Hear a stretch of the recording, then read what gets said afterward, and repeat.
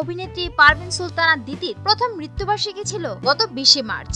এই উপলক্ষে দিতির পরিবার ও চলচ্চিত্র শিল্পী সমিতি পৃথকভাবে বিশেষ অনুষ্ঠানের আয়োজন করে। এদিকে মৃত্যুবার্ষিকীর পরদিন 21 মার্চ প্রয়াত দিতির ছেলে মেয়েকে নিয়ে গ্রামের বাড়ির সোনারগাঁয়ে কবর জিয়ারত করেন অভিনেতা ও শিল্পী সমিতির সহসভাপতি ওমর সানি। দিতির 2 সন্তান লামিয়া ও দীপ্তকে সঙ্গে করে কবর জিয়ারত করেন শিল্পী সমিতির সহসভাপতি ও চিত্রনায়ক ওমর সানি।